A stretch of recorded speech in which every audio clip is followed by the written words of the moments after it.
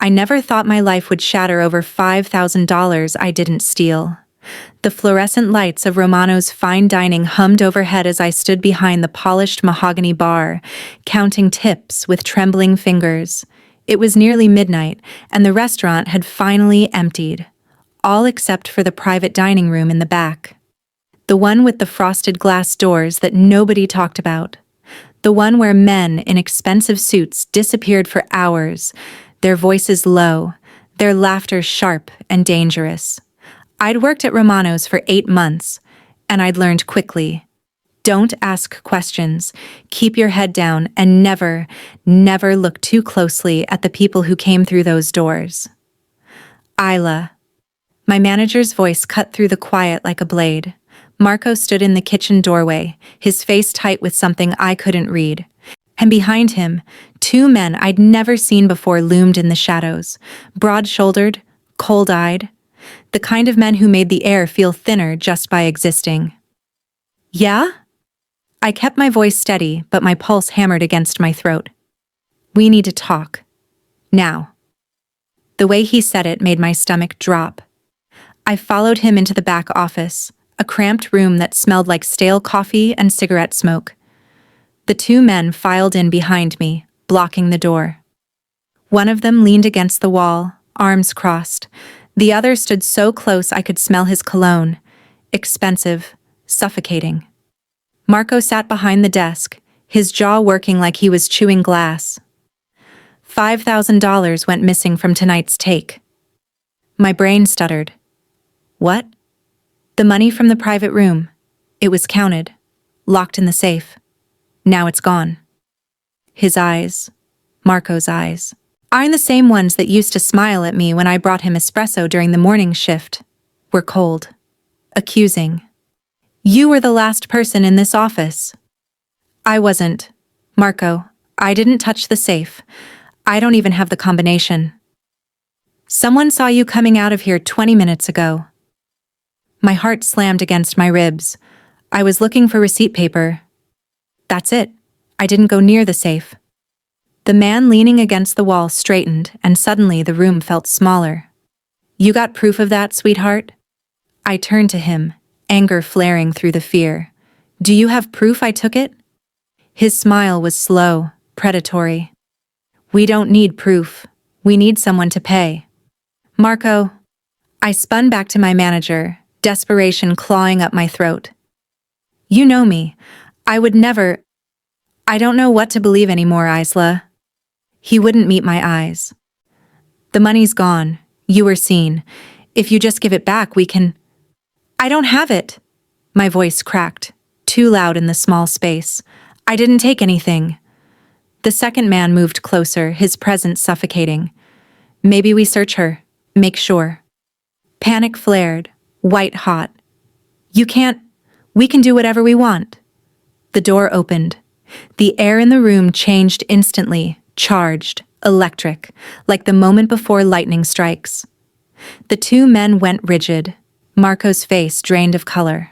I turned, and for the first time in my life, I understood what people meant when they said someone could own a room just by walking into it. He was tall, over 6 feet, with the kind of build that spoke of controlled power, not gym vanity. Dark hair, cut sharp and precise. A suit that probably cost more than my car. But it was his face that stole the breath from my lungs.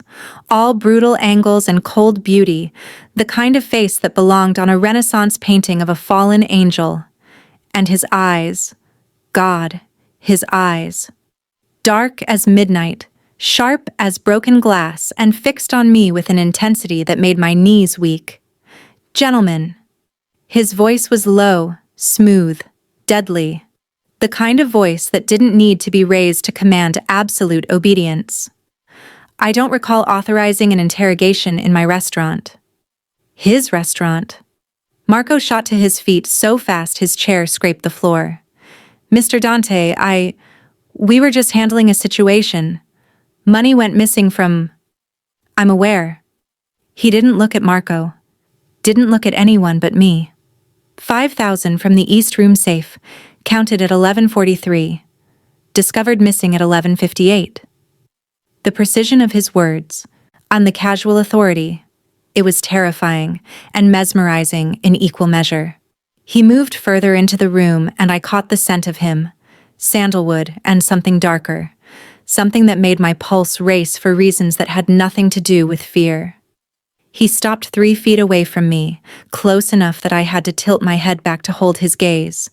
"What's your name?" "Isla." It came out barely a whisper. "Isla Chen." Isla. The way he said my name, slow, deliberate, like he was tasting it, sent a shiver down my spine. "Did you take the money?" "No." "Look at me when you answer." I was looking at him. I couldn't seem to stop. "No," I repeated, stronger this time. "I didn't take anything." Something flickered in those dark eyes. Assessment, calculation, something else I couldn't name. He turned his head slightly, addressing the room without breaking eye contact with me. "Marco, show me the security footage." "Sir, the cameras in the office have been down for—" "The hallway cameras then. Now."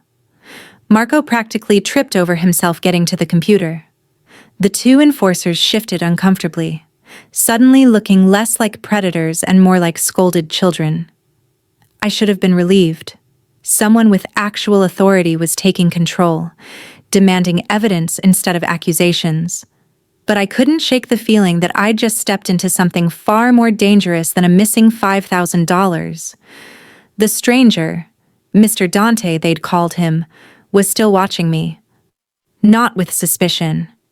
Not with the cold calculation I'd seen in Marco's eyes. No, he was looking at me like I was a puzzle he intended to solve, a challenge, a secret. And somehow, that was more terrifying than anything else that had happened tonight. "Sir." Marco's voice was tight. "The footage. There's something you need to see." For the first time since entering the room, those midnight eyes left mine. He moved to the computer screen, and I caught the briefest glimpse over his shoulder. The hallway, the office door, a figure slipping inside. Small, quick, wearing a server's uniform. My uniform. But it wasn't me.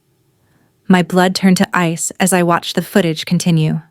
The figure emerged minutes later, glancing both ways before hurrying toward the kitchen exit. In the harsh glare of the security lights, I caught a clear view of her face. Natalie, my coworker, the girl who'd asked to borrow my spare uniform last week because hers had gotten stained. "That's not—" I started, but Mr. Dante raised one hand, silencing me without a word. He watched the footage twice more, his expression unreadable. Then he turned back to me, and the look in his eyes made my heart stop. "It seems," he said softly, dangerously, "that someone went to a great deal of trouble to frame you, Isla Chen." Relief crashed through me, so intense my knees nearly buckled. "Thank God. I told you I didn't." "Which means," he continued, cutting through my relief like a knife, "that someone in my organization believes you're worth destroying." The room went silent. He stepped closer. Close enough that I could see gold flecks in those dark eyes, close enough that his presence surrounded me like smoke. "The question is, why?" His hand rose and I flinched instinctively. But he didn't touch me. His fingers hovered near my face, so close I could feel the heat of his skin, and before he reached past me and plucked something from my hair, a small white flower petal from the centerpieces I'd been arranging earlier. He studied it for a moment, then let it fall. When his gaze returned to mine, there was something in it that made my breath catch. Something dark and possessive and absolutely terrifying. "You're going to tell me everything you know about Natalie," he said quietly. "And then, you're going to help me understand why someone wants you gone badly enough to risk stealing from me. I don't understand. I'm just a bartender. I don't know anything about—" "You know something." He leaned in, his voice dropping to barely above a whisper. "Or you saw something. And now, Isla Chen, whether you realize it or not, You belong to me until we figure out what that is. The world tilted. What? But he was already turning away, issuing orders in rapid Italian to the two enforcers. Marco looked like he might be sick, and I stood frozen in the center of the office, my mind screaming at me to run, to protest, to demand answers. Instead, all I could think about was the way he'd said my name, and the way every instinct I possessed was torn between terror and something infinitely more dangerous. Desire. The black SUV that waited outside Romano's looked like it cost more than I'd make in 5 years. I stood on the rain-slicked sidewalk, my jacket soaked through, staring at the open rear door like it was the mouth of a beast. Inside, leather seats gleamed under soft amber lighting. Dante sat in the shadows, his phone pressed to his ear, speaking in rapid Italian that sounded like silk and razors. "Get in," one of the enforcers said behind me. Not unkindly, but not a request either. My feet wouldn't move. I don't understand what's happening. The footage cleared me. I should be able to go home. Dante ended his call. Those dark eyes found mine through the open door. "You think clearing your name makes you safe? I didn't do anything wrong?" "No, but Natalie did, and whoever put her up to it knows you're a loose end now." He gestured to the seat across from him. "Get in the car, Ela, or I'll have Bruno put you in it. Your choice." Bruno, the larger of the two enforcers, shifted his weight meaningfully. I got in the car. The door closed with a solid final thunk. The interior smelled like leather and danger. Dante watched me as I buckled my seatbelt with shaking fingers, his expression unreadable. "Where are we going?" I managed. "Somewhere you'll be safe while I sort this out. I have an apartment, roommates. They'll worry if I don't." "Your apartment is a 4th-floor walk-up in Riverside with a broken fire escape and a door lock I could pick with a paperclip." He said it casually, like he was commenting on the weather. "You share it with 2 nursing students who work night shifts 3 days a week. Your bedroom window faces an alley. No security cameras, no doorman." Ice flooded my veins. "How do you know that?" "I know everything about my employees. I'm a bartender. You work in my restaurant. That makes you mine to protect." The possessiveness in his voice made something low in my stomach tighten. "Especially now that you've been dragged into this." The SUV pulled away from the curb, gliding through rain-dark streets. I watched the familiar landmarks of my neighborhood disappear, replaced by wider avenues, taller buildings, the kind of wealth that existed in a different universe from mine. "What exactly is this?" I demanded, fear sharpening into anger. "You said someone wanted me gone."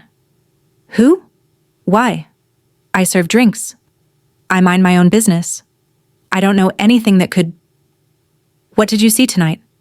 Before the accusation?" I blinked. "What?" "In the restaurant, in the private room." "What did you see?" "Nothing. I never go near that room. I'm not allowed to. But you were near it." His voice was patient, relentless. "Earlier this evening, around 9:30, you brought champagne to the service station outside the room." My mind raced back. "That was for the table by the window. I wasn't listening or—" The door was open, for approximately 40 seconds. You were 3 feet away." He leaned forward slightly, and the movement brought him into the light. God, he was devastating. "Think, Isla. Who did you see? What did you hear?" I closed my eyes, forcing myself back to that moment. The tray of champagne flutes, the sound of male laughter from behind the frosted glass, and then, the door opened. I said slowly. Someone came out. Dark suit. I didn't see his face, just his back. He was on his phone, speaking Russian, I think. Maybe Ukrainian. He was angry.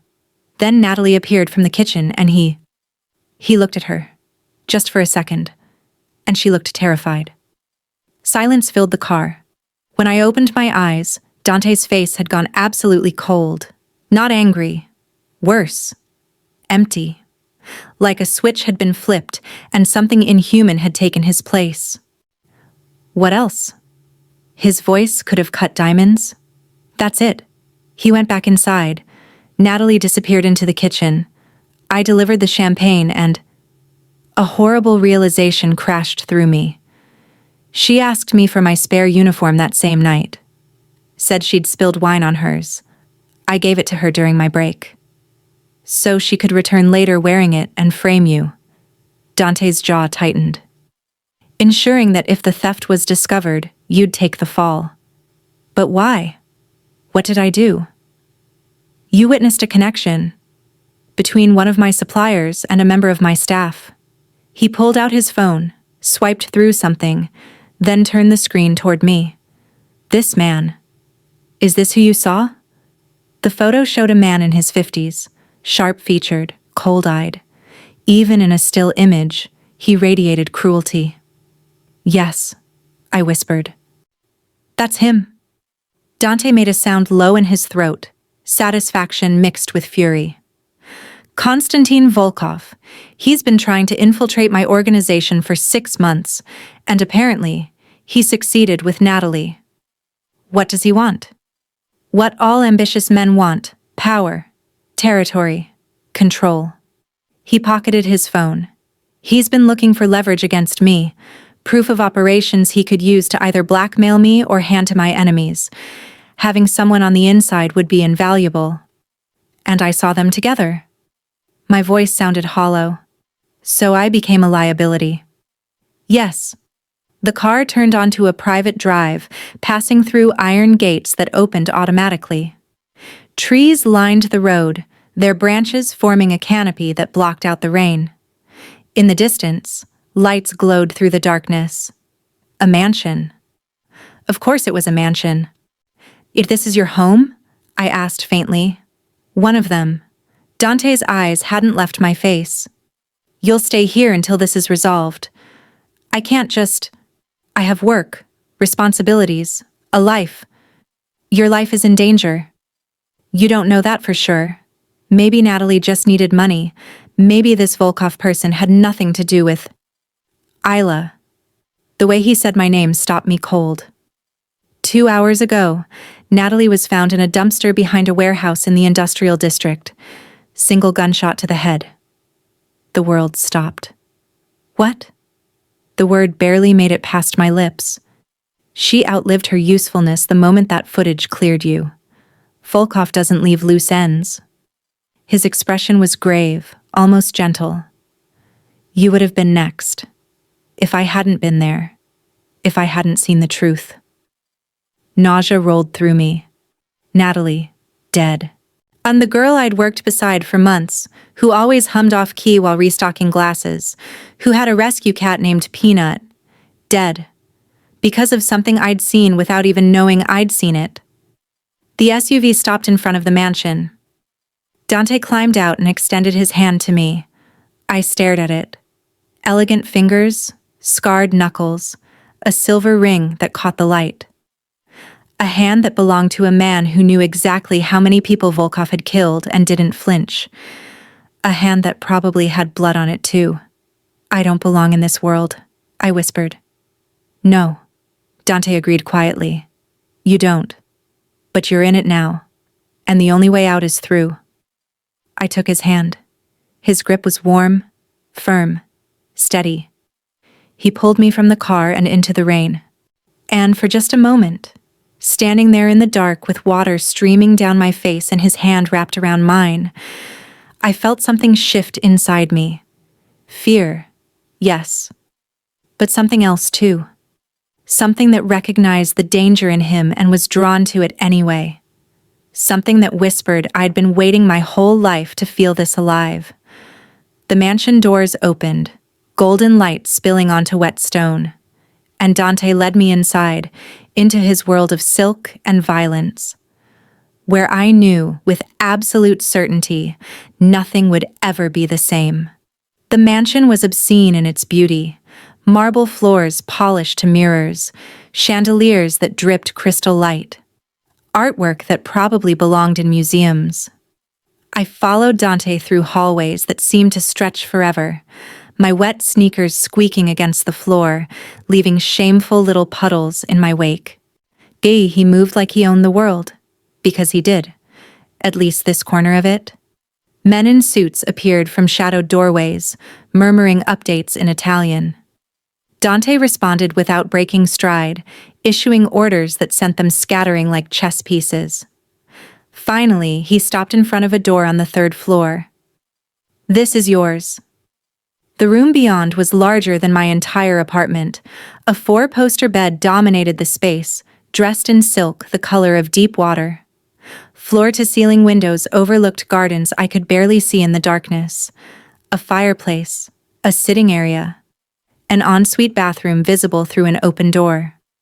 "I can't stay here," I said automatically. "You already said that." "In the car." Dante moved to the fireplace and pressed something. Flames leaped to life, casting dancing shadows across his face. "Your objection has been noted and overruled." "You can't just—" "I can." He turned to face me fully. "I will keep you safe, Isla. Whether you cooperate or not. But it would be easier for both of us if you stopped fighting me." Anger flared, bright and hot. "You're holding me prisoner. I'm holding you alive." He crossed the space between us in 3 strides, and suddenly he was too close, overwhelming. "Do you understand what men like Volkov do to witnesses? Do you want me to explain in detail what they would have done to you before they killed you?" I flinched. His expression softened fractionally. "I'm not your enemy, but I am the only thing standing between you and a very ugly death. So yes, you'll stay here. You'll follow my rules. And you'll trust that I know what I'm doing. I don't even know you. Then let me introduce myself properly." He extended his hand, formal suddenly. Absurd. "Dante Nicolosi, head of the Nicolosi family. I run shipping operations, logistics, several legitimate businesses, and some that aren't so legitimate. I've killed 17 men. I don't apologize for any of it, and I protect what's mine." I stared at his hand, at the dark humor glinting in his eyes. "I'm not yours. You are, until this is over." His hand remained steady. Isla Chen, bartender, graduate student, anthropology, currently on hold due to finances. No family except an aunt in Portland you haven't spoken to in 3 years. You read thriller novels. You're afraid of heights. And you pretend to be tougher than you are. My breath caught. "Stop knowing things about me." "I can't. It's how I keep people alive." His voice dropped. "Shake my hand, Isla. Make peace with the situation, then get some rest." Against every screaming instinct, I put my hand in his. His fingers closed around mine. Warm, calloused, surprisingly gentle. Something electric passed between us. A current that made my skin hypersensitive. His thumb brushed across my knuckles. Once. A touch so brief I might have imagined it. "There," he murmured. "Not so terrible, is it? Trusting me." "I don't trust you." "You will." He released my hand and stepped back. "There are clothes in the closet. Everything you need is here. Don't leave this floor without Bruno or Luca accompanying you. Don't answer the door unless you know who's on the other side. Don't trust anyone." I finished bitterly. "I get it." He paused at the door. "Actually, I was going to say, don't hesitate to ask if you need anything. But your version works too." Then he was gone, the door clicking shut behind him. I stood alone in that beautiful prison, trembling with exhaustion and adrenaline crash. The firelight painted everything in shades of amber. Beyond the windows, rain lashed the glass. Natalie was dead. I pressed my fists against my eyes, willing myself not to cry. Not here. Not now. Not when I needed to think, to plan, to figure out how the hell I was going to survive this. But the tears came anyway. Hot, furious, terrified. I don't know how long I stood there crying, long enough for the fire to burn low. long enough for the storm outside to fade to a steady drizzle. A soft knock at the door made me spin around, hastily wiping my face. "Who is it?" My voice came out ragged. "Me. Dante." I should have told him to go away, should have demanded privacy, space, something. Instead, I heard myself say, "Come in." He entered carrying a tray. Soup, bread, tea. The scent of it made my stomach growl despite everything. He set it on the small table by the fireplace, then straightened, studying me in the low light. "You've been crying." "Observant?" "I'm sorry. About Natalie." His voice was quieter than I'd heard it, almost human. "I know she was your friend." "She wasn't. Not really. We were just co-workers." I wrapped my arms around myself. "But she didn't deserve to die." "No, she didn't." He fed another log to the fire and flames leaped higher. "She was 19, in debt from her mother's medical bills. Volkov probably offered her money she desperately needed. And then he killed her because she failed." The casual way he said it, like violence was just another fact of life, should have horrified me. Maybe it did, but I was too numb to feel much of anything except cold. "Eat," Dante said, gesturing to the tray. "You're in shock. Food will help." "I'm not hungry. Eat anyway." "Stop telling me what to do. Stop making me repeat myself." But there was no heat in it. He sank into the chair across from the tray, long legs stretching out, his earlier commanding presence dimmed to something more accessible, tired even. "Humor me, Isla. It's been a very long night, and I'd rather not add woman collapses from lack of food to my list of problems." Despite everything, my lips twitched. "I'm a problem now?" "The most interesting problem I've had in months." His eyes met mine, and something in them made my heart stumble. "Eat. I'll keep you company. Call it penance for upending your life." I shouldn't have accepted. Shouldn't have sat down across from him like we were two normal people having a late-night meal. But the soup was warm, the bread was fresh, and I was so tired of being afraid. So I ate. And Dante watched me, silent and steady, his presence somehow making the vast room feel smaller, intimate. "Why were you even at the restaurant tonight?" I asked finally. "Don't you have people to handle things like missing money?" "Usually." He swirled the glass of whiskey that had appeared in his hand. I hadn't even seen him pour it. But I had a feeling, an instinct that something was off. I've learned to trust those. Lucky for me. Yes. His gaze was dark, intense. Lucky for you. The air between us thickened. I set down my spoon, suddenly unable to eat with him looking at me like that. Like I was something rare, something valuable, something he wanted. "Who are you really?" I whispered. "Under all the power and violence, who is Dante Nicolosi?" For a long moment he didn't answer. The firelight played across his features, highlighting the sharp bones, the sensual mouth, the shadows under his eyes that spoke of sleepless nights. "I don't know anymore," he finally said, so quietly I almost missed it. "I've been the boss for so long, I've forgotten who I was before." The vulnerability in those words cracked something open inside me. This man, this dangerous, terrifying man, was human after all. Mortal. Lost. "Maybe," I said softly. "You need to remember." His eyes locked on mine. And in the space of a heartbeat, the air changed. Charged. Alive with possibility and danger and something that felt devastatingly like connection. Dante rose slowly, predatory grace in every movement. He crossed to me, stopped so close I had to tilt my head back. "You should be terrified of me," he murmured. "I am." "Then why are you looking at me like that?" "Like what?" His hand rose, and this time he did touch me, fingertips ghosting along my jaw, tilting my face to the light. Like you want to know what I taste like. My breath stopped. His thumb brushed my lower lip, and I shuddered. Every nerve in my body came alive. I should pull away. I should remember who he was, what he was, the danger he represented. Instead, I leaned into his touch. "This is a mistake," I breathed. "Yes," Dante agreed, his voice rough. "Probably the worst I've ever made." Then his phone rang. The spell shattered. Dante stepped back, expression shuddering as he pulled out his phone. He read the screen and cursed in Italian. "I have to go.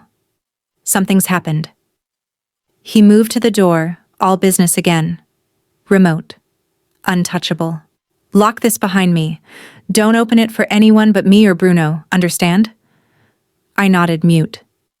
He paused at the threshold, looked back. For just a second, the man who'd almost kissed me flickered in his eyes. "Sleep, Isla.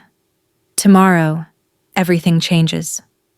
Then he was gone, and I was left alone with my racing heart and the phantom feel of his touch on my skin, wondering what the hell I'd gotten myself into, and why part of me never wanted to leave. I woke to sunlight streaming through unfamiliar windows and the scent of coffee. For a disoriented moment, I couldn't remember where I was. Then it all came flooding back. The accusation, Dante, the mansion, Natalie's death. I sat up too fast, my head spinning, and found a breakfast tray on the bedside table that definitely hadn't been there when I'd finally fallen asleep around dawn. Someone had been in my room while I slept. The thought should have terrified me. Instead, I reached for the coffee, perfectly prepared with cream and 1 sugar, exactly how I liked it, and wondered how Dante knew that too. The clothes in the closet fit perfectly. Jeans, sweaters, even undergarments in my exact size. I tried not to think too hard about the implications as I dressed, pulling on soft denim and a cashmere sweater that probably cost more than my monthly rent. A knock at the door made me jump. "Miss Chen? It's Bruno." I opened the door to find the enormous enforcer waiting with the patience of a statue. In daylight, he looked less intimidating. Middle-aged, with kind eyes and a wedding ring worn smooth with time. "Mr. Nicolosi requests your presence in his study," Bruno said formally. "If you're ready." "Do I have a choice?" His lips twitched. "Always. But he asked nicely, so I'm hoping you'll say yes." Despite everything, I smiled. "Lead the way." The mansion was even more impressive in daylight. We passed through hallways lined with Renaissance paintings, a library that could have housed thousands of books, and finally stopped in front of double doors carved with intricate designs. Bruno knocked once, then pushed them open. Dante's study was all dark wood and leather, floor-to-ceiling bookshelves, and a massive desk that looked like it had witnessed a century of decisions. Dante stood by the window, phone pressed to his ear, his free hand braced against the glass. He wore different clothes. Charcoal slacks, a white shirt with the sleeves rolled to his elbows, revealing forearms roped with muscle and scattered with scars. He looked up as I entered, and something flickered in his eyes. "I'll call you back," he said into the phone, then ended the call. "Isla, how did you sleep?" "Like someone who's been kidnapped by the Mafia." "Protected," he corrected, moving toward me. "The word you're looking for is protected." "Semantics. Context." He gestured to a leather sofa. "Sit. We need to talk." I sat, mostly because my legs felt unsteady under his gaze. Dante took the chair across from me, leaning forward with his elbows on his knees. This close, I could see the exhaustion written in the lines around his eyes. "You didn't sleep at all," I said before I could stop myself. "No." He rubbed his jaw. "We had developments overnight." My stomach tightened. "What kind of developments?" "Volkov sent a message. He knows you're here. He knows you saw him with Natalie." Dante's voice was calm, but I caught the fury simmering beneath. He's demanding I hand you over in exchange for a cessation of hostilities. The room tilted. You're going to, aren't you? That's the smart play. Trade me for peace. Is that what you think of me? His voice went dangerously soft. That I'd sacrifice you to avoid a war? I don't know what to think. I barely know you. Then learn quickly. He stood, pacing to the window and back, restless energy radiating from him. I told Volkov to go to hell, in significantly more colorful language, which means he'll escalate. He'll come for you, and for me, for refusing. So I've made things worse. No, he made things worse the moment he tried to frame you. Dante stopped in front of me. You're under my protection now. That's not negotiable. But it does mean we need to be smart. Careful. What does careful look like in your world? It looks like you staying here. Close. Where I can keep you safe. It looks like you trusting my men.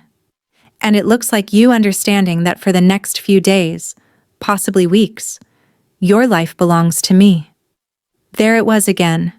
That possessive edge that should have infuriated me, but instead sent heat spiraling through my core.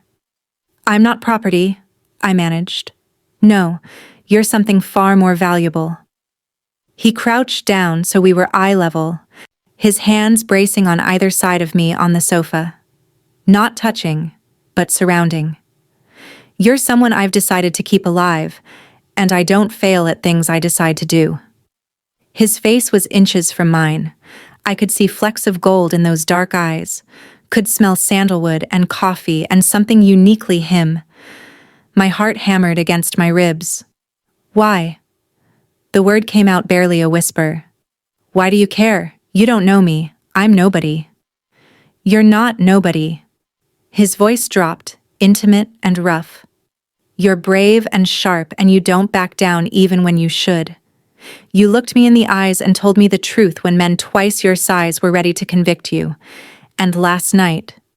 He paused, his gaze dropping to my mouth. Last night you looked at me like I was a man, not a monster. Do you have any idea how rare that is? I couldn't breathe. You couldn't think.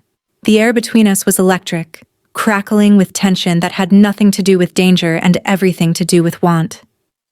Dante, I breathed. His eyes darkened. Say my name again. We shouldn't... I know. But he didn't move away. If anything, he leaned closer. Tell me to stop. Stop. But I didn't mean it, and he knew it. His hand rose, fingertips grazing my cheek, and I shivered. Liar. Then his phone rang again. Dante's jaw clenched.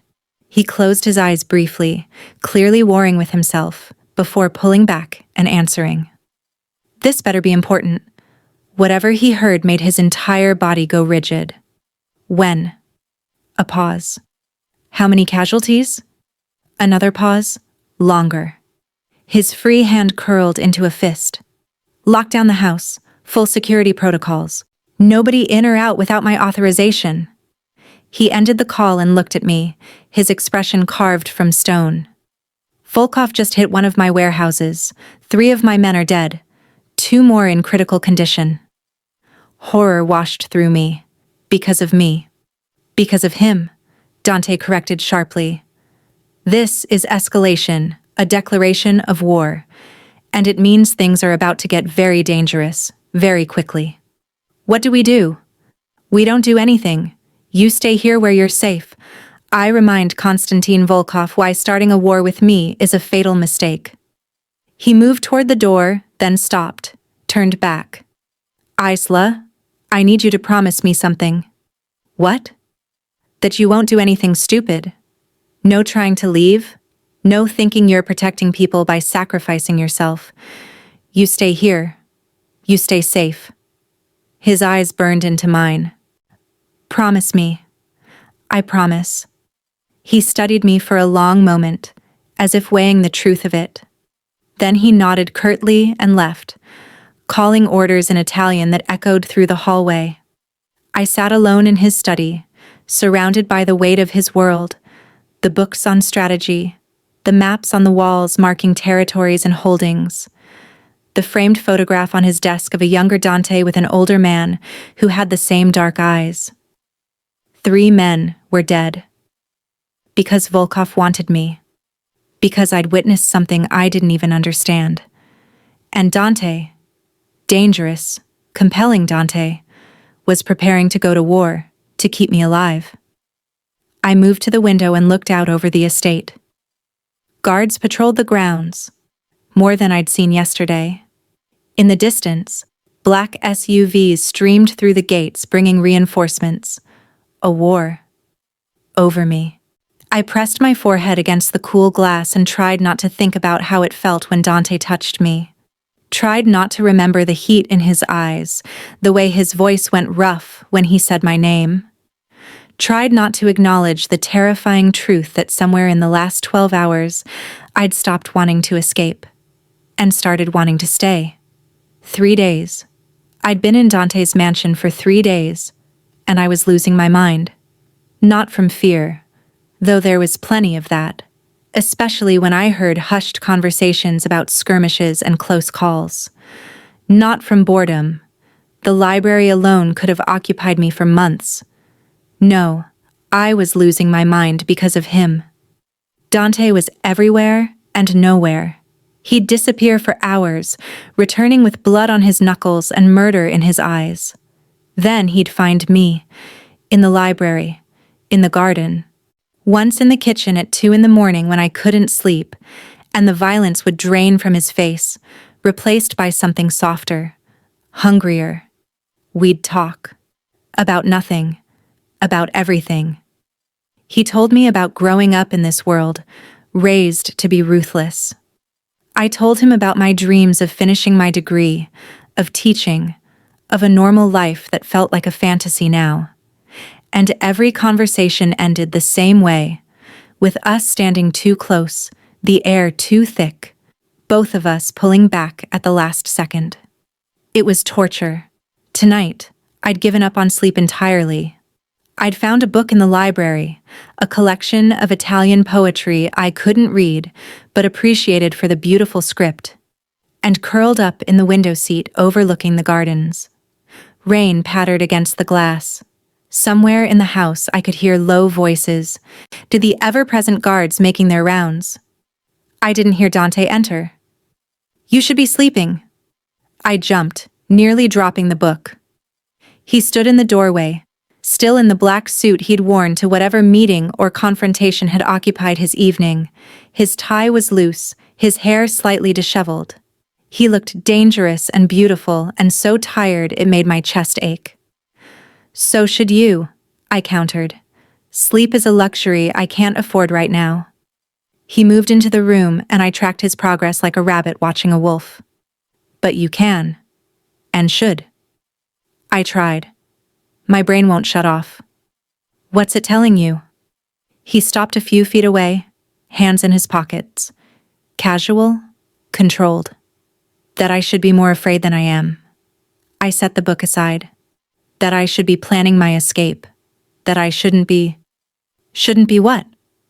Wanting you. Getting comfortable here. His eyes gleamed. And are you? Comfortable? I don't know what I am anymore. It was the truth. Everything I'd thought I knew about myself, about what I wanted, what I could handle, had been turned upside down. This isn't my life. This isn't my world. But somehow it's starting to feel... real? He supplied softly. Inevitable. Silence stretched between us, taut as a wire. Outside, thunder rumbled. The lights flickered once, twice, then steadied. "How bad was it tonight?" I asked. "Whatever you were doing." "Bad enough." He rolled his shoulders, wincing slightly. "Volkov's getting desperate. He knows I won't give you up, so he's trying to force my hand by targeting my operations. My people." Guilt twisted in my stomach. "Maybe I should..." "Don't." The word cracked like a whip. "Don't even think about offering yourself up like a sacrifice. I told you, you're under my protection. That doesn't change." "But people are dying." People die in this world regardless. He moved closer and I pressed back against the window. That's the cost of the life I've chosen, but you didn't choose this. You were dragged into it. And I'll be damned if I let Volkov have you. Why? I demanded, frustration bleeding into my voice. Why does it matter so much? I'm just what? Nobody? He was right in front of me now, close enough that I could feel the heat radiating from him. You keep saying that, like if you diminish yourself enough, you'll disappear. But I see you, Isla. Every sharp edge, every brave moment, every time you look at me like you're deciding whether to run or what? My voice came out breathless. Or kiss me. His hand rose, cupping my jaw, thumb brushing my cheekbone. Tell me I'm wrong. I couldn't. God help me, I couldn't. This is insane, I whispered. Yes. You're dangerous. Yes. I should hate you. Should fear you. But you don't. It wasn't a question. His other hand braced against the window beside my head, caging me in. Do you? I don't know what I feel. My hands fisted in his shirt without conscious thought. Everything's confused. I can't think straight when you're near me. Good. His forehead dropped to mine, and the intimacy of it stole my breath. Because I can't think at all anymore. All I can think about is you. Making sure you're safe. Making sure you're... Dante. His name was a plea. For what? I didn't know. For him to stop. For him to never stop. The last thread of his control snapped. His mouth crashed against mine, and the world exploded into sensation. He kissed me like a man starving, like I was air and he'd been drowning. His hand slid into my hair, angling my head, and I opened for him with a gasp. The taste of him, whiskey and mint and something darker, flooded my senses. I kissed him back with equal desperation, 6 years of loneliness and 3 days of unbearable tension pouring into this one moment. My hands found the warm skin at the back of his neck, and he groaned against my mouth. His other hand found my waist, pulling me flush against him, and I felt the hard planes of his body, the barely leashed strength. I should have been frightened. Instead, I felt alive in a way I never had before. Isla, he breathed against my lips, pulling back just enough to look at me. His eyes were molten, pupils blown wide. Tell me to stop. Tell me this is a mistake. It is a mistake. Then tell me to stop. I pulled him back to me instead. This kiss was slower, deeper, acclaiming on both sides. His hands roamed, my waist, my ribs, my back, never crossing lines but making me ache for him too. I arched into him, and his control slipped. He backed me harder against the window, his hips pinning mine, and I felt the evidence of his desire. Thunder cracked overhead and the lights went out. We froze in the sudden darkness, breathing hard. Dante's hands tightened on me protectively, his body a shield between me and the room. Storm must have knocked out the power, he murmured, but his voice was tight, alert. Does that happen often? No. Before I could process that, voices erupted in the hallway. Running footsteps, shouting in Italian. Dante pulled back, his expression transforming from passionate to lethal in a heartbeat. Stay here. He moved toward the door. What's happening? I don't know, but something's wrong. He paused at the threshold. Lock the door behind me. Don't open it for anyone but me. I mean it, Isla. Then he was gone, swallowed by darkness and the sounds of chaos. I stood alone in the library, my lips still swollen from his kisses, my body still humming with desire, and listened to the mansion come alive with shouts and the distinctive sound of guns being readied. The backup generators kicked in, bathing everything in emergency lighting. And through the window I saw them. Dark figures moving through the gardens. Too many to count. Coming closer. My blood turned to ice. Volkov hadn't just threatened war, he'd brought it to Dante's door. And I was trapped in the middle of a battlefield. The gunfire started 30 seconds later. I dropped below the window instinctively, my heart jackhammering against my ribs. Outside, muzzle flashes lit the gardens like deadly fireflies, shouts in multiple languages. The sound of breaking glass. Volkov's men had breached the perimeter.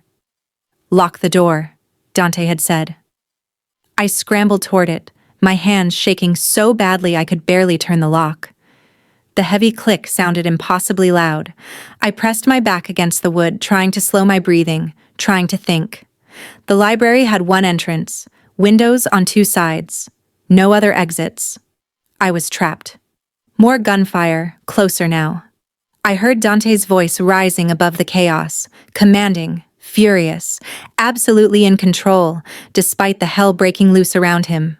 Something in my chest loosened knowing he was still alive. Then the lights went out again. Complete darkness this time. The emergency generators had been cut. My breath came in short, panicked gasps. I felt my way along the wall, searching for something, anything I could use as a weapon.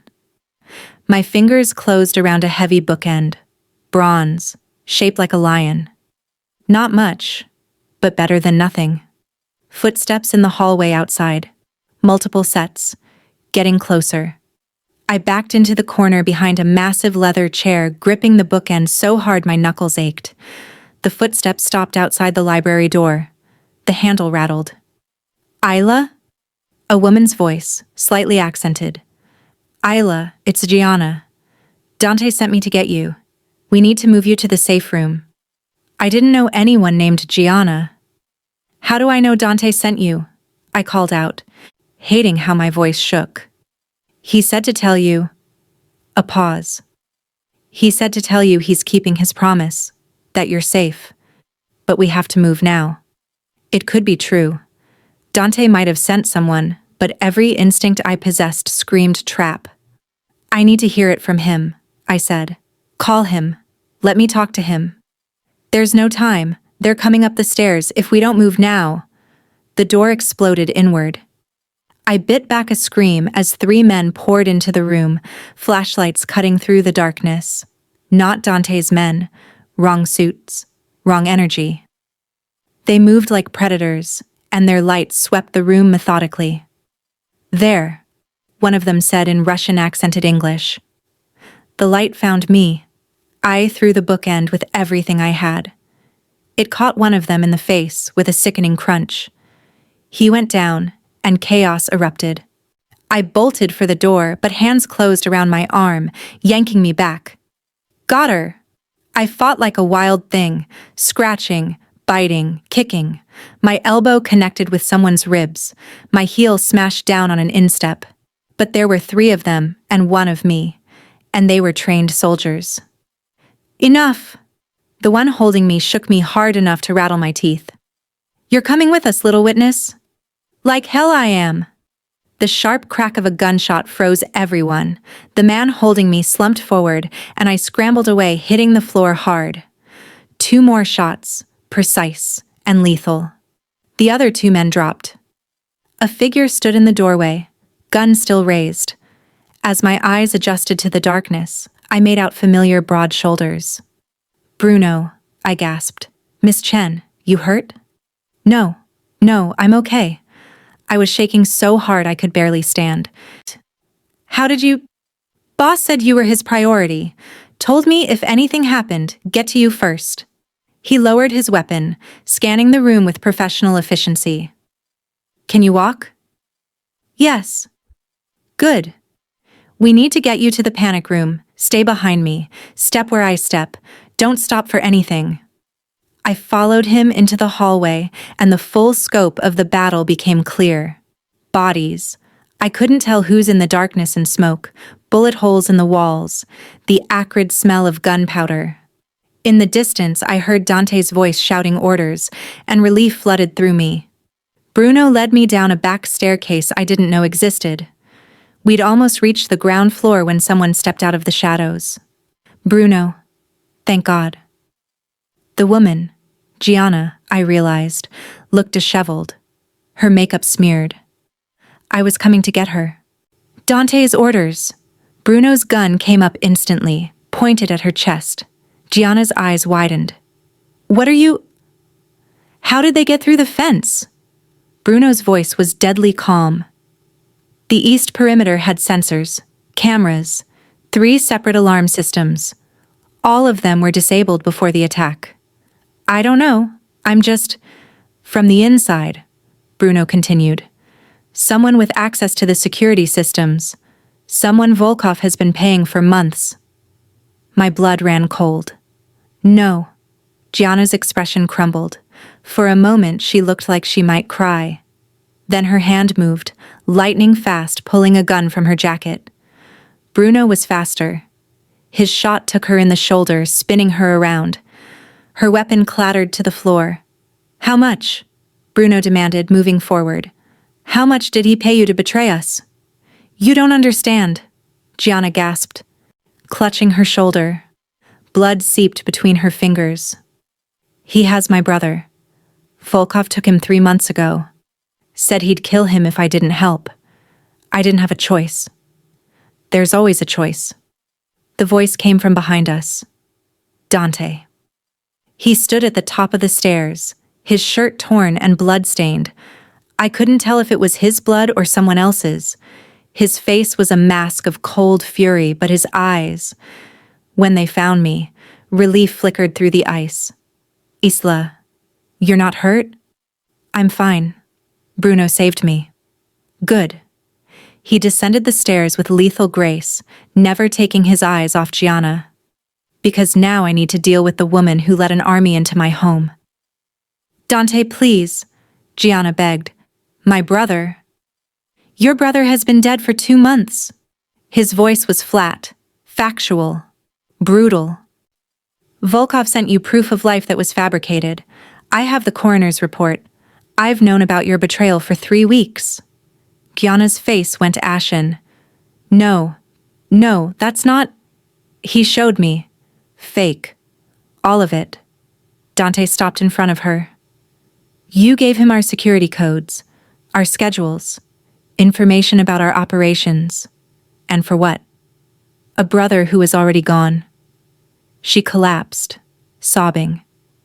I didn't know. I swear I didn't know. That doesn't change what you did. He looked at Bruno. Take her to the holding room. I'll deal with her after this is finished. Wait. I stepped forward before I could stop myself. She thought she was saving her brother. Volkov manipulated her. She betrayed us, Dante said coldly. 3 of my men died tonight because she disabled our defenses. I know, and she should face consequences. But Dante... I moved closer, lowering my voice. She's not the real enemy here. Volkov is. Something shifted in his expression. You have too kind a heart for this world. Maybe. But isn't that why you're fighting to keep me in it? His eyes searched mine, and I saw the moment he conceded. Bruno. Medical attention first, then holding. We'll decide her fate when this is over. Bruno nodded and led Gianna away. Dante turned to me, and suddenly the mask dropped. He pulled me against him, one hand cradling the back of my head, and I felt him trembling. When I heard shooting near the library, I'm okay, I whispered into his chest. I'm okay. If anything had happened to you, it didn't. You kept your promise. He pulled back just enough to look at me, and the raw emotion in his face stole my breath. This is my fault. I should have moved you sooner, should have anticipated. Dante. I framed his face with my hands. You saved me. Again. For a moment we just stood there, the battle still raging in other parts of the mansion, both of us breathing hard, alive. Then his mouth was on mine again, desperate and claiming and terrified. I kissed him back with everything I had, pouring all my fear and relief, and the feeling growing in my chest that I was desperately trying not to name. When we broke apart, his forehead rested against mine. I have to finish this. End it tonight. How? His smile was cold and predatory. Volkov came into my house. Now I'm going to his. That's suicide. That's war. He kissed me once more, soft and sweet and heartbreaking. Bruno will take you to the safe room. Stay there until I come back. And if you don't, I will. Absolute certainty. Because I'm not done with you yet, Isla Chen. Then he was gone, striding back into the chaos. And I stood alone in the darkened hallway, touching my lips, tasting blood and smoke, and him. Knowing with absolute certainty that I'd fallen in love with a man who might not survive the night. The safe room was a windowless vault in the mansion's basement, reinforced steel, surveillance monitors, enough supplies to last weeks. I sat on the narrow cot, watching the screens that showed different areas of the estate. Most showed darkness and static. A few showed bodies. None showed Dante. Bruno stood by the door, gun ready, his face impassive. But I caught him checking his watch every few minutes, worried. "How long has he been gone?" I asked. 2 hours. It felt like days. On the screen showing the front drive, I watched 3 SUVs peel out through the gates, heading toward the city. Toward Volkov. Toward a confrontation that could end with Dante dead. My hands fisted in the blanket someone had given me. I shouldn't be hiding here while he's out there risking his life. "You're doing exactly what the boss needs you to do," Bruno said quietly. "Staying safe. That's what he's fighting for." "I'm not worth this. I'm not worth a war." "That's not for you to decide." He glanced at me, his expression softer than I'd seen it. "Miss Chen, Isla. You don't see it, but you've changed him. In the 7 years I've worked for Dante Nicolosi, I've never seen him care about anything except duty and survival. Then you walked into his restaurant and suddenly he's taking risks, making impulsive decisions, smiling. Smiling. Like a real person instead of a machine." Bruno's lips quirked. "Whatever you did, whatever you are to him, it's made him remember he's human. That's rare in this world. That's worth protecting." I didn't know what to say to that. Didn't know how to process the idea that I, ordinary, nobody Isla Chen, had somehow reached the parts of Dante he'd buried under years of violence and control. A new screen flickered to life, the one showing the mansion's entrance hall. My heart leaped as figures appeared. Dante and his men moving through the doors. He was walking on his own. Alive. "He's back," I breathed. Bruno checked his phone, reading a text. "All clear. Volkov's operation is finished." "Finished how?" "You don't want to know." He was probably right. Bruno led me out of the safe room and up through the mansion.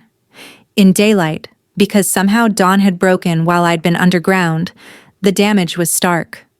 Bullet holes, shattered art, blood on the marble floors that would probably never fully come out.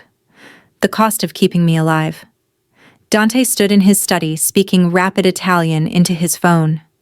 He'd changed clothes, black jeans, a dark sweater that clung to his frame. His knuckles were bruised. A cut above his eyebrow had been butterfly bandaged. But he was whole. Alive. He looked up as I entered, and relief transformed his face. "I'll call you back." He ended the call and crossed to me in 3 strides, pulling me into his arms. "You're okay." "I told you I would be. Are you okay?" "Now I am." He held me like I might disappear, his heart hammering against my ear. "It's over. Volkov is dead. His organization is scattered. You're safe." The relief should have been overwhelming. Instead, I felt oddly hollow. "What happens now?" Dante pulled back to look at me, his hands framing my face. "Now you get your life back. I'll have men watching you, making sure no one tries anything. But you can go home, go back to work. Back to normal." Normal. The word felt alien, like something from another lifetime. "And if I don't want normal?" The words were out before I could stop them. His eyes darkened. "Isla." You said I belonged to you until this was over. Well, it's over. I stepped back, needing distance to say this. So I guess I get to decide what I want now. What are you saying? I'm saying I don't know how to go back. To my apartment, to bartending, to pretending the last few days didn't happen. My voice shook. I'm saying that somewhere between the accusation and the gunfights and the kisses, I stopped wanting to leave. You don't know what you're asking. Dante's voice was strained. This life, my life, it's darkness and violence. You deserve better. You deserve safety and normalcy and what if I want you? I demanded. What if I want this, despite knowing how insane that is? You think you do, but you're in shock. Once you've had time to process everything, you'll realize. Don't tell me what I'll realize. Anger flared, bright and hot. Don't you dare diminish what I feel because it's inconvenient or doesn't fit your narrative of protecting me. I'm trying to give you a choice. Then give me a real one. I close the distance between us. Ask me to stay, or tell me to go. But don't decide for me what I can handle. Silence stretched between us, crackling with tension. Dante looked like he was at war with himself. Duty versus desire, logic versus feeling. You have no idea what you're asking for, he finally said, his voice rough. The danger, the constant looking over your shoulder, the knowledge that people will always try to use you to get to me. I know enough. I reached up, tracing the cut above his eyebrow gently. I know you risked everything for me. I know you make me feel alive in a way I never have before. I know that when I thought you might not come back tonight, I couldn't breathe. His hand caught mine, pressing my palm against his cheek. Isla, I'm falling in love with you, I whispered. Maybe I already have. And I know that's crazy and fast and probably stupid. But it's true. The look on his face, shock, wonder, fear, hope all tangled together, was the most beautiful thing I'd ever seen. You can't love me? But his voice said he wanted me to. Desperately. I'm not a good man. I don't need good. I need real. I'll never be able to give you a normal life. I don't want normal. Not anymore. He stared at me for an endless moment. Then something in him broke. He pulled me against him and kissed me like he was drowning and I was air. Like I was the answer to every question he'd been too afraid to ask. I kissed him back with everything I had, all my fear and hope, and the love I'd just confessed. His hands tangled in my hair, angling my head, deepening the kiss until I couldn't tell where I ended and he began. When we finally broke apart, both of us breathing hard, Dante rested his forehead against mine. If you stay, if you really want this, there's no going back. You become part of my world, under my protection, mine. The possessiveness in that last word should have frightened me. Instead, it sent heat pooling low in my belly. I know, I breathed. I can't promise you safety. I can't promise easy. I don't want easy. What do you want? I looked up into those dark, dangerous eyes, the eyes of a killer, a king, a man who'd moved heaven and earth to keep me alive. You, just you. Something fierce and tender blazed in his expression. Then you have me, all of me, the darkness and the violence and everything in between. And you have me, I whispered back, for as long as you want me. Forever then. His lips brushed mine, soft and reverent. Because I'm never letting you go, Isla Chen. One, you're mine now, in every way that matters. Prove it, I challenged. His smile was slow, predatory, devastatingly beautiful. Gladly. He kissed me again, and this time there was no hesitation, no holding back. This was claiming and surrender and promise all wrapped into one. His hands roamed my body with clear intent, and I arched into him, wanting more, needing everything. Dante, I gasped against his mouth. Say it again. Dante. Once more. Dante. Half plea, half demand. He lifted me easily, and I wrapped my legs around his waist. He carried me through the mansion, up the stairs, past staff who diplomatically looked away.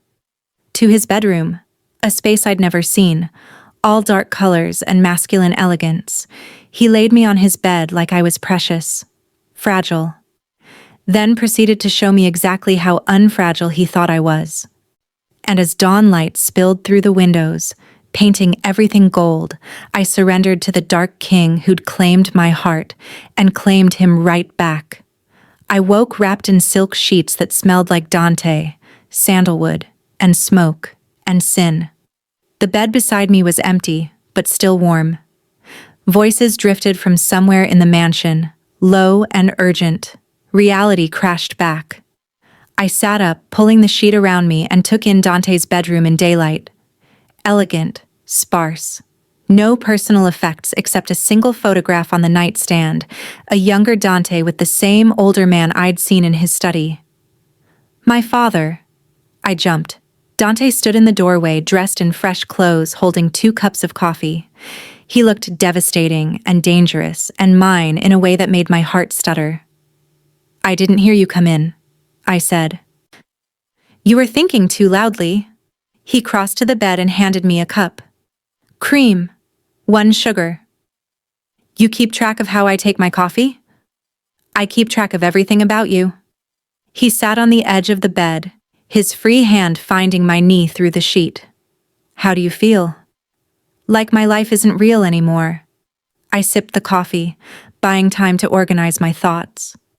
Like I made a series of insane decisions and now I'm waiting to wake up. Regrets? I looked at him. Really looked. At the brutal beauty of his face, the shadows under his eyes that spoke of nightmares, the careful control that slipped only when he looked at me. I don't know yet. Something flickered in his expression. Not quite hurt, but close. Honest.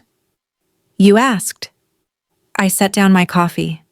Dante, last night it was incredible. You're incredible. But in the light of day, but I'm starting to realize what I actually agreed to, which is a life where people shoot at me, where betrayal comes from inside, where the man I stumbled over the word, where you have to kill people to keep me safe. Yes. No apology in his voice. That's exactly what you agreed to. And that doesn't scare you? That I might not be strong enough for this? He set his own coffee aside and turned to face me fully. It terrifies me, but not because I doubt your strength. Because I know what asking you to stay in this world costs you, costs us both. Then why did you let me stay?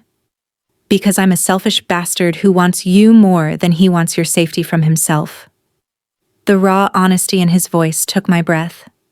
And because you asked me to treat you like you can make your own choices. So I did.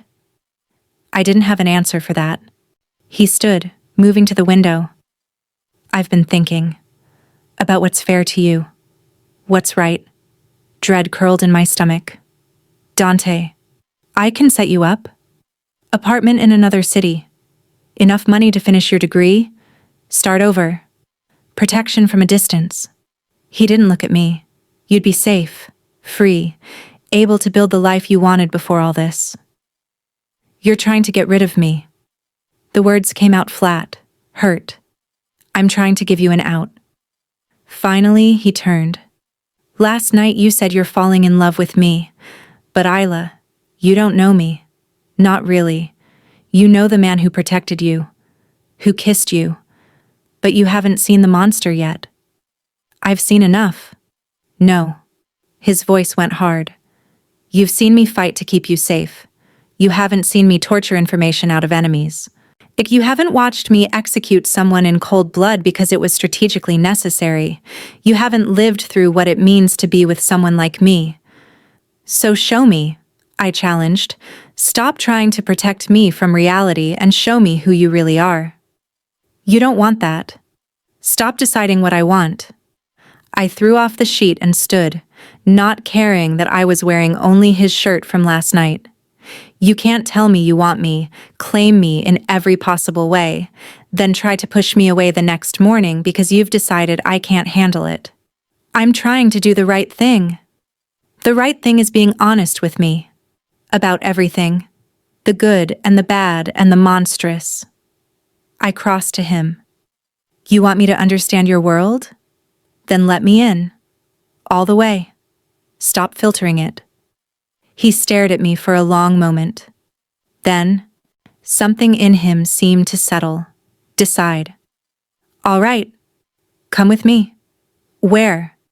To see the monster. He led me down to a part of the mansion I didn't know existed, a basement below the safe room, accessed by a hidden elevator. The walls here were concrete, soundproofed. The air smelled like fear. Dante, what is this place? Where I handle problems that can't be solved with money or negotiation. He stopped in front of a heavy door. Last chance. You can go back upstairs. Pretend you didn't see this. My hands were shaking, but I lifted my chin. Open the door. He did. The room beyond was sparse, a chair bolted to the floor, industrial lighting, and in that chair, bound and bleeding, was a man I recognized from the attack, one of Volkov's lieutenants. Luca stood in the corner, expression neutral. He nodded at Dante. He's not talking yet. He will. Dante's voice was cold, empty. He moved toward the bound man with lethal grace. This is Mikhail Petrov. He led the assault on my home, killed 3 of my men, and he knows where Volkov's remaining operatives are hiding. The man, Mikhail, spat blood. Go to hell. Eventually. Dante pulled on leather gloves with careful precision. But first, you're going to tell me everything. What happened next would haunt me. Dante wasn't cruel. That somehow made it worse. He was clinical, efficient, asking questions and applying pressure, physical and psychological, with the skill of someone who'd done this 100 times. He didn't enjoy it, but he didn't hesitate either. And slowly, methodically, Mikhail broke.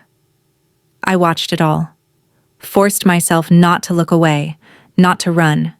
This was the truth I'd demanded, and the monster Dante had warned me about.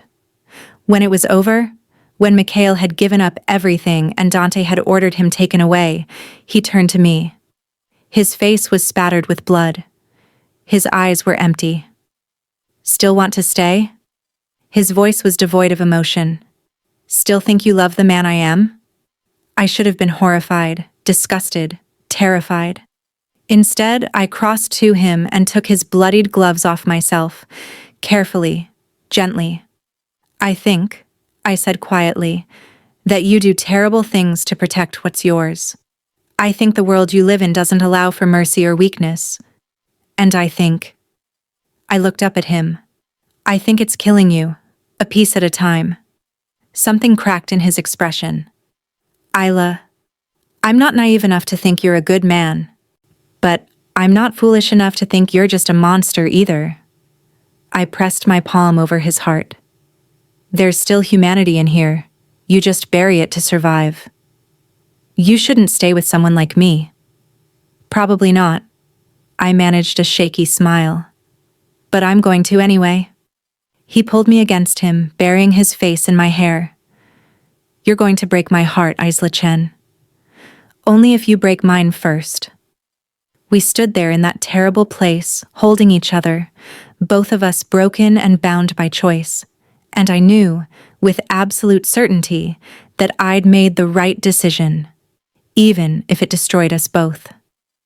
3 weeks later, I learned that loving Dante Nicolosi meant living on a knife's edge. I'd moved into the mansion fully, my apartment sublet, my few possessions absorbed into his sprawling estate. I'd met his inner circle, learned the rhythms of his operations, and begun to understand the weight of the crown he wore. And I'd fallen deeper in love with him every day. But tonight, everything was about to change. You don't have to come, Dante said for the 3rd time as we dressed for the meeting. He adjusted his cufflinks with precise movements, his reflection in the mirror achingly handsome in his tuxedo. This is high profile, dangerous. Every major family will be there. Which is exactly why I should be there. I zipped up the black gown he'd had made for me, silk that clung in all the right places, elegant and deadly as a blade. You said yourself that introducing me sends a message, that I'm not hidden, not a secret. I know what I said. He crossed to me, his hand settling on my waist. But saying it and actually putting you in a room with people who'd use you against me are very different things. I can handle it. I know you can. That's not the question. His thumb brushed my hip bone and heat spiraled through me. The question is whether I can handle watching them look at you and see weakness, opportunity. Then don't let them. I turned in his arms, looping mine around his neck. Stare them down the way you always do. Be the terrifying, untouchable king, and I'll be the woman stupid enough to love him anyway. His eyes softened. When did you get so brave? When I met you. I kissed him softly. Now let's go remind everyone why they fear the Nicolosi family. The meeting was held at a neutral location, a historic mansion turned events venue, dripping with old money and older secrets. As our SUV pulled up, I could see other black cars disgorging men in expensive suits and women in designer gowns, the wolves gathering for their monthly ritual. Bruno opened our door. Dante stepped out first, then extended his hand to me. I took it, letting him pull me from the car with practiced grace, and felt every eye turn toward us. Dante had warned me this would happen, that bringing me, an outsider, a woman with no family connections, would be seen as either a bold power move or a fatal mistake. I lifted my chin and let him lead me inside, his hand possessive at the small of my back. The ballroom was magnificent, all gilded ceilings and crystal chandeliers. Round tables filled the space, each claimed by different families. At the far end, a dais held a single table for the 5 families' council, the most powerful organizations in the region. Dante's place was at that table. Stay close, he murmured as we navigated through the crowd. Don't accept drinks from anyone but our people. Don't let anyone separate you from me. You're making me nervous. Good. Fear keeps you sharp. But he softened it with a squeeze to my waist. You'll be fine. Just remember, you're mine. That gives you more power in this room than you realize.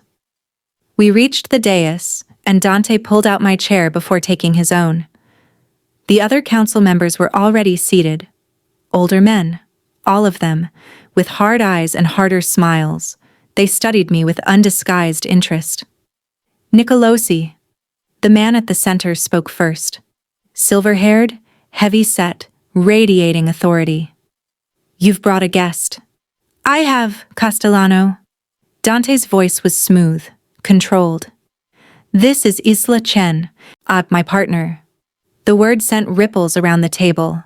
Partner, not girlfriend, not companion. Partner implied equality, power.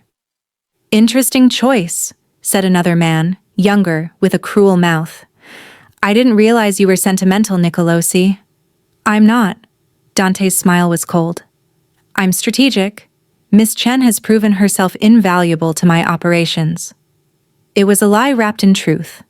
I had no role in his business, but by claiming I did, he gave me status, protection, and made me a target. The meeting began. Talk of territories and shipments, coded language about operations I was still learning to decode. I sat silent, observing, learning the dynamics. Who deferred to whom? Who held grudges? Who was looking for weakness? Halfway through, a woman approached our table, beautiful, polished, dripping with diamonds. She smiled at Dante like they shared secrets.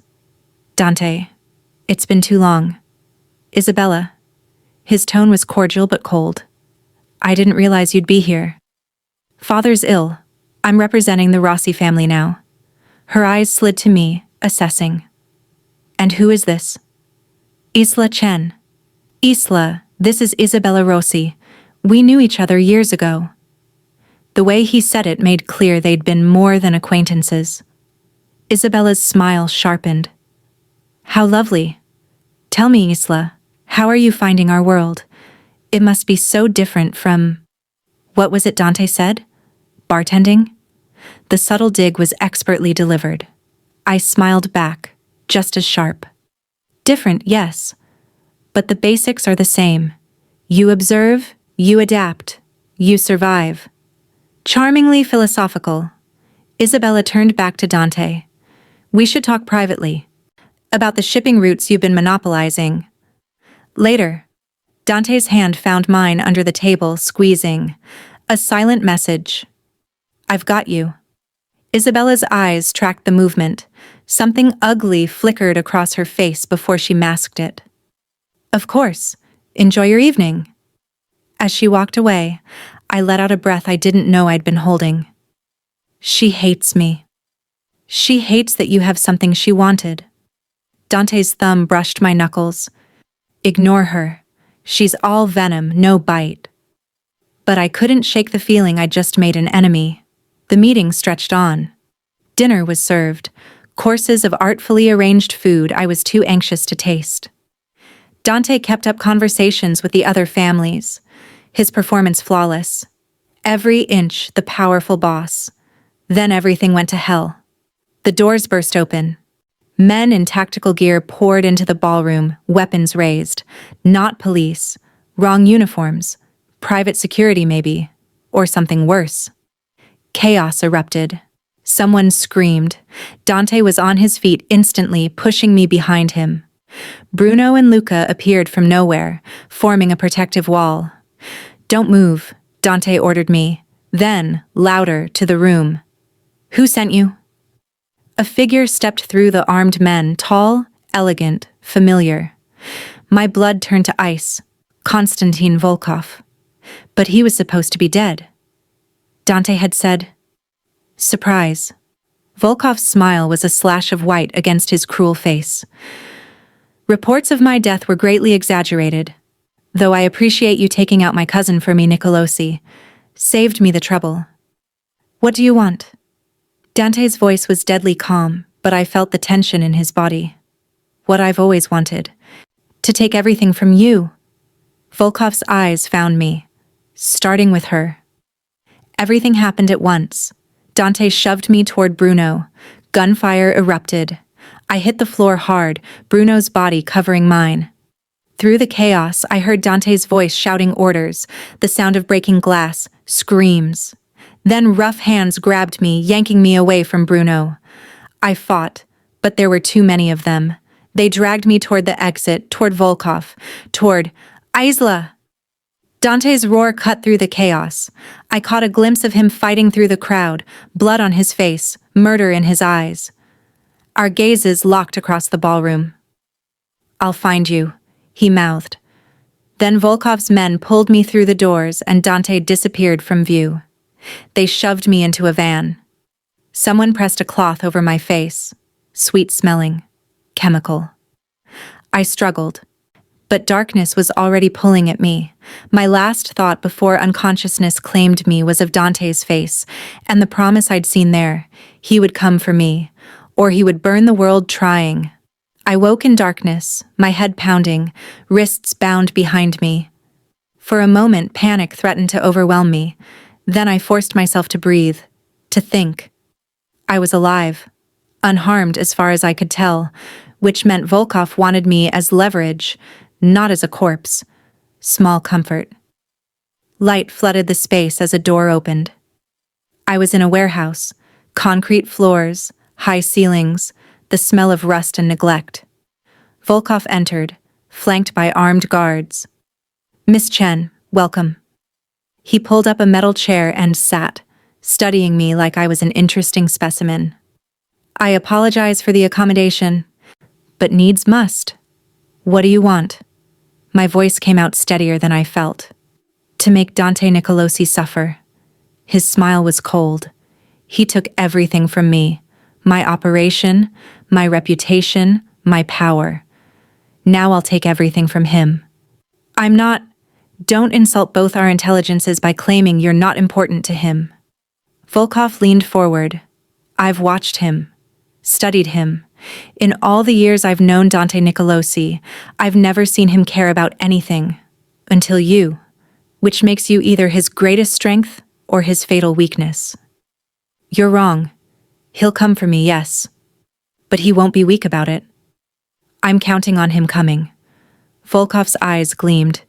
In fact, I'm counting on him coming alone, desperate and stupid. And when he does, I'll kill him. And make you watch. Cold flooded my veins. He won't fall for that. Won't he? Volkov stood, pulling out his phone. He tapped something, then turned the screen toward me. A live feed. The warehouse exterior, surrounded by Volkov's men. Dozens of them. He's already here. My heart stopped. He arrived 20 minutes ago. Alone, just as I predicted. Because that's what love does.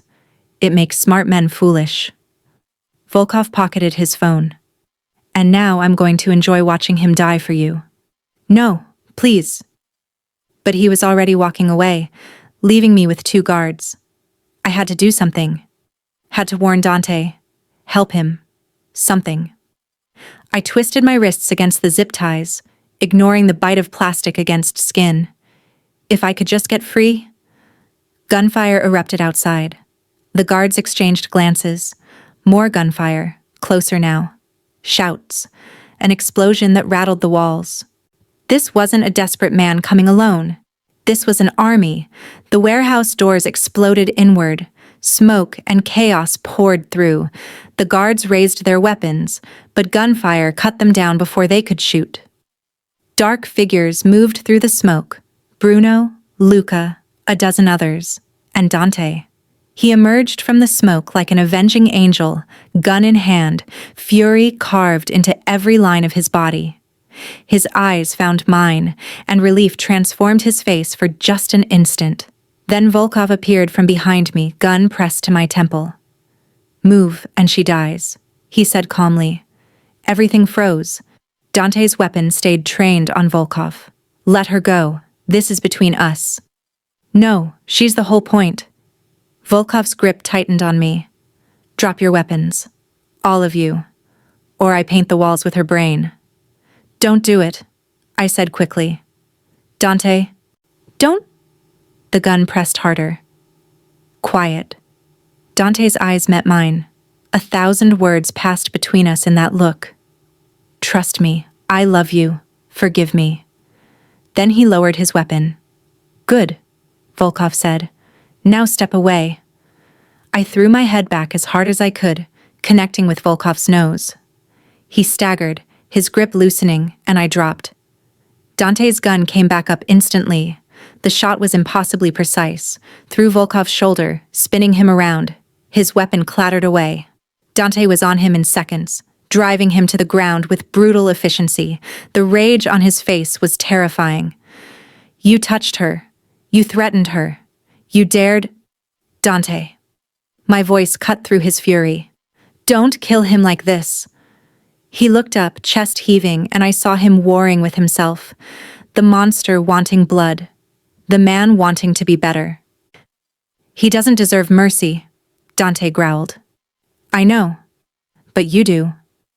I held his gaze. Be better than him. For me.